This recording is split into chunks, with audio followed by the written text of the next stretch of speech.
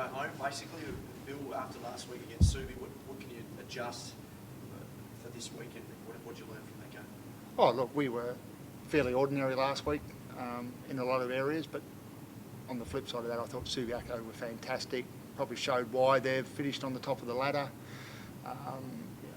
But we can't change last week now, so whilst there are some things that we've talked about as a group and that we want to change, the opposition this week is different, and we need to plan and focus on what Brian and his team bring. So, but at the end of the day, we were disappointed, and we know there's a lot of work, and it's a cutthroat final this week, and I expect our players to come with a better attitude for longer periods of the game than we did the other day. I think after the game, Bill, you said a change of personnel might be required, but a change of mindset is more important. Is that what you're touching on there? Yeah, that was very good of me to say that. I like that. Look, we don't know in terms of personnel. We've got a couple of issues fitness-wise, and we're still pretty confident that the 3 or 4 guys who haven't played in either of the 2 finals, in Chalmers, Shannon, Meadows and Willem in particular, will add to our side if we're required to bring them in. It's a really hard thing as a coach. When you get beaten, how many changes or how much change should you bring to the table, or do you just back in your systems and the structures that have worked for the whole year and back the players in? And there's a bit on either side. So I wouldn't say we'd make wholesale changes, but clearly we need a better mindset than we had last week. Is there one forced change? Is Michael Lowry any chance at all, or have you put line for him already? At this stage, all our players are more likely to play than less likely to play. Mike, he's an interesting one.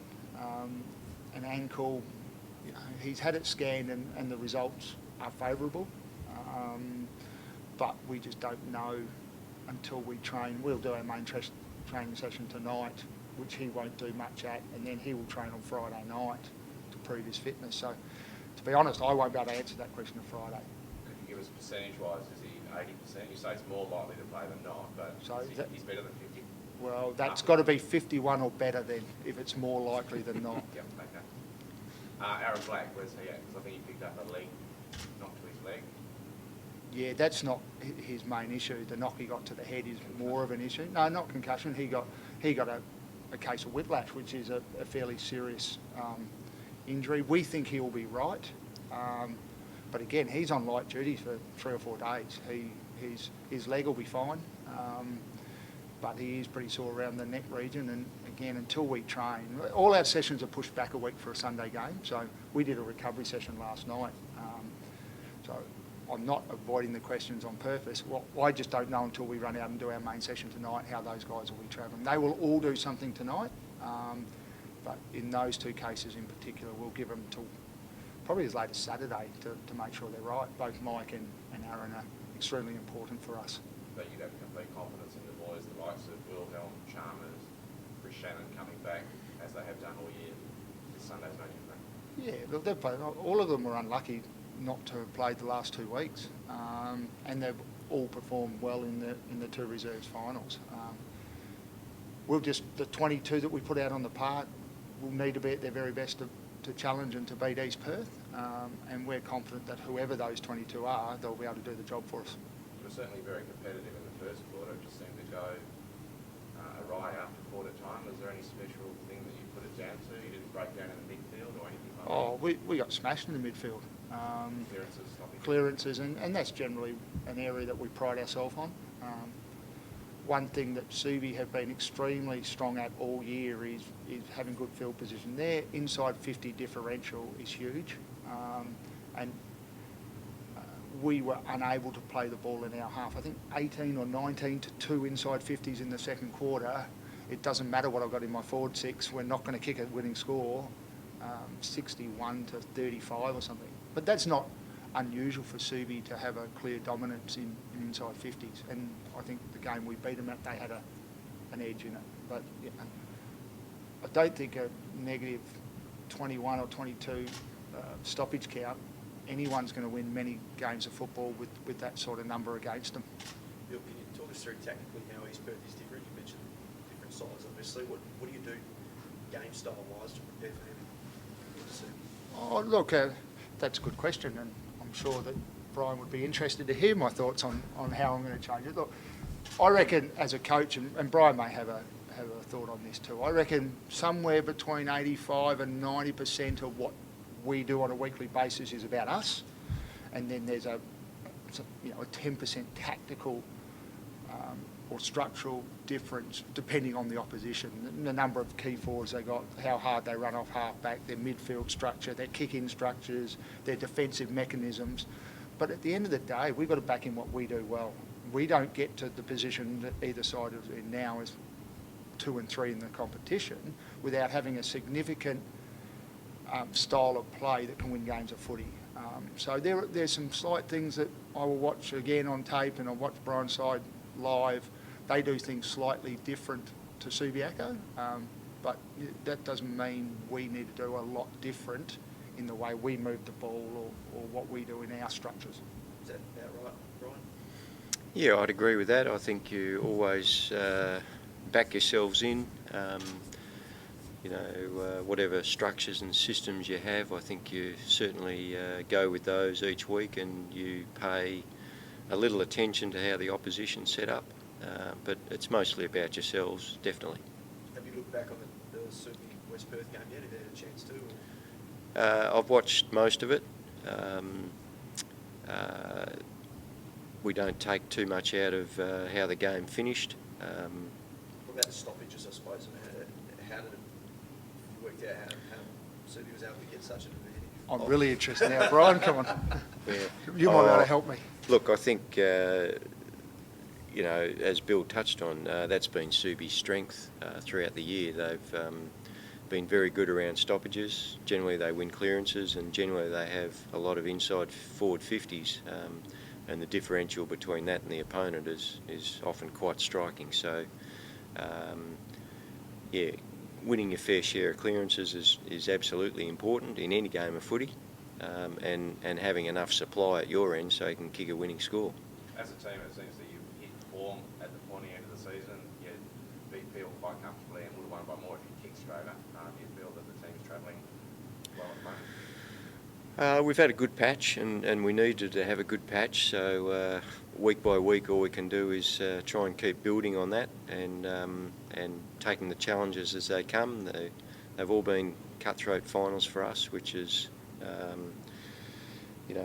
we knew that was the equation. It's a simple equation. So win or you don't keep going. So we've had a good patch, but again, it counts for not very much in a cutthroat game where the winner carries on and the loser goes away. It's a bit weird that you don't have Pat McKennedy this week in particular. I know Selwood is another one as well that's being talked about, but it feels like McKennedy should be someone who's qualified. Look, the rules were tweaked this year, I guess, and that's sort of worked in this specific instance against Patrick McKennedy, which is unfortunate for the player, I think. But that's how the rules are. If it was last year, then he would play.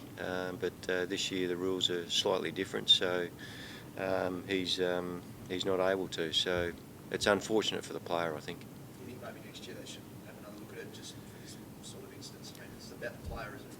Yeah, I think I'm sure it'll be an item on the agenda for post-season review. Do you think West Coast prefer to have him playing as well? Yeah, absolutely. He is not going to have the opportunity to probably press his AFL claims, which is unfortunate for him.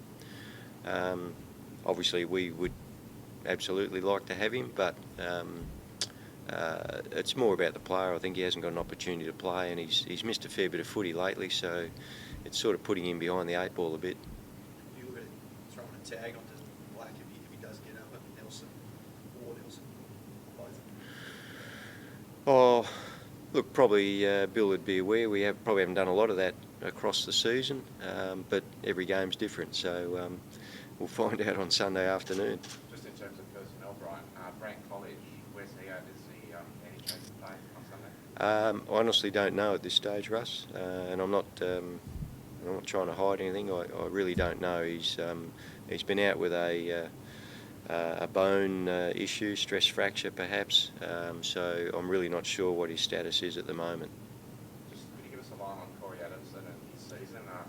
We all know he's come from a baseball background. He seems to have picked things up pretty quickly and was a very good player last Sunday. Yeah, he's worked his way into the team on merit and done a good job since he came in. Look, it's a massive learning curve for him to come from a sport that's not very good in terms of transfer to Australian football. There's not a lot of baseball that transfers across easily, but he's picked it up really well. He played the game as a junior, so that gives him some help. But his progression has been very good across the season.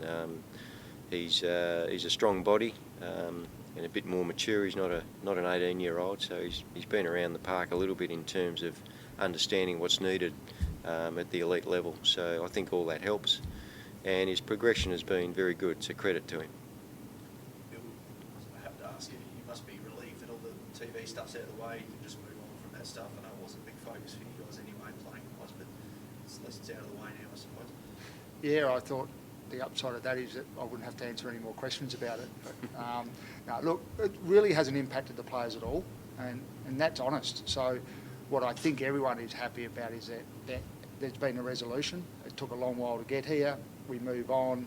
Our game will be televised. It's a beautiful day, standalone fixture at Joondalup this weekend. Fantastic viewing ground. Two great rivals in East Perth v West Perth, and we really hope that there's a bumper crowd come out to support that. So that's our focus, and the fact that it's on television, I'm sure everyone's happy about, but it doesn't change anything we do between now and Sunday to try and win the game. Brian, your co-captains, Brendan Lee's finishing strongly. Craig Wolf, I think, equals a club record for games played this weekend, 269. They're both sort of key going into the game.